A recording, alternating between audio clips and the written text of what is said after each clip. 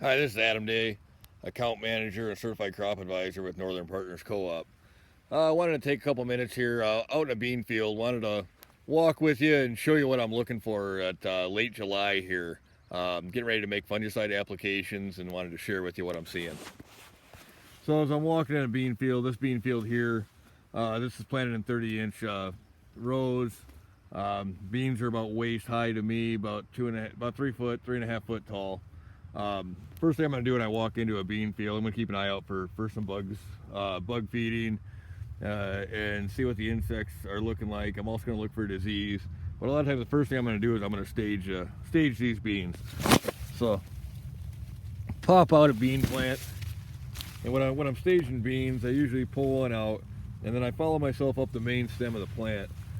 Going up the main stem of the plant, I try to find the top trifoliates. So I've got a trifoliate here, I got a trifoliate here. So this is my second node from the top. I'm looking to see what size my pods are. This pod here I've got, it's about 1/2 inch long. The next one's just under 1/2 inch. So I'd say these beans are at R3. Beans are an indeterminate plant, so they're going to continue to throw new leaves like this and throw more flowers. But right now we're at the R3 stage. So the other thing we've got going on, this plant here that I pulled has a couple things going on. We look at some of the lower leaves. We see some brown spots and some necrosis coming in. The lower leaves, a lot of times that's some splash up. It's a bacteria infection in the plant, bacteria blight. Then we've got some damage here. This damage here is most likely from the chemical application that was made earlier on this season. Working our way up the canopy here. The rest of these leaves look pretty decent. Go over here to another plant. Got some leaves here that are showing some damage. This is most likely actually in the top of the plant. I'm more likely to find brown spot. Also have some insect feeding here. As you can see on these leaves, this is a minor damage here, so we got a little more damage here on this. These down towards the bottom of the plant here, that's been hit by a skeletonizer. Most likely this is a Japanese beetle. The pressures this year aren't as bad as they've been in past years. We are seeing some feeding, but we're not at a threshold at this point.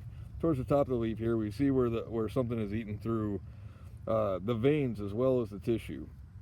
So when they're eating through the veins as well as the tissue, most of the time that's going to be a bean leaf beetle. Every now and then that'll also be grasshoppers will do that kind of thing too.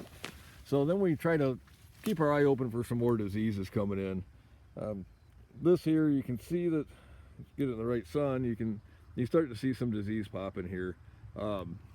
Towards the bottom of that leaf, I'm starting to see some grayer spots. This is probably frog eye leaf spot coming in. Could be brown spot, could be frog eye. Hard to tell at this point. Gonna need a couple more days on that to see. So as I'm looking at these bean fields, the other thing I've been finding is some sudden death starting in some fields. So as I look down the top of the canopy here, I'm looking to see if any of these leaves are starting to die back. They'll turn a little different color and start to cup up a little bit. Not seeing any of that in this field here. Got some more disease here, some more feeding, some brown spot.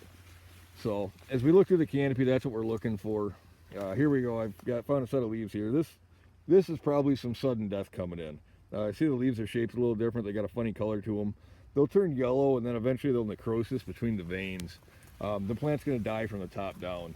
The other thing I'm starting to find some white mold. When I'm looking for white mold, what I do is I'll lay back the canopy and I'll look down here at the stems. See if I'm finding any white fuzz on those stems. I'm not expecting to find it here. This isn't a field that we've had history on in the past. As well as 30-inch rows, we are getting some air movement. Now, it's about 6:30 at night here. I'm going to have to quit scouting here because I'm going to start getting wet again. The dew's going to set in here within an hour most likely. And that dew's been staying on until about 1 o'clock in the afternoon. You can still kick the bottom of the plants and still get water to splash off. So with that being said, that's an environment for disease to set in. We've already got some disease showing up everywhere we're looking.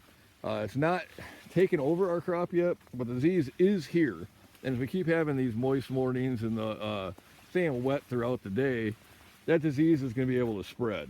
So with the disease being able to spread and take off, we want to try to protect the leaves as much as we can.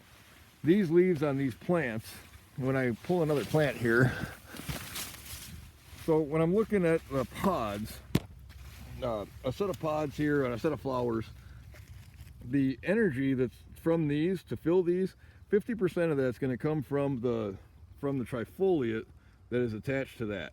25% is going to come from the trifoliate above it, and 25% is going to come from the trifoliate below it. So what we want to do is, now that we know we have disease, we know we have the environment, we're going to want to try to protect these leaves as much as we can from insects and from disease, because the leaves are our solar panels. They're collecting energy, and we're putting that energy into those pods. At the end of the day, our goal is to put beans in the bin. So we need to help our bean plants, give them every opportunity they have to continue to add flowers, continue to make pods, and continue to fill those pods. And we can do a couple things. We can apply fungicides, we can apply insecticides, maybe even some growth regulators, a little extra nitrogen later on in high yielding situations. So there are still some management decisions we can make today about our bean fields that'll help put more bushels in the bin. This is Adam Day with Northern Partners Co-op Certified Crop Advisor. We are proud to be your partner.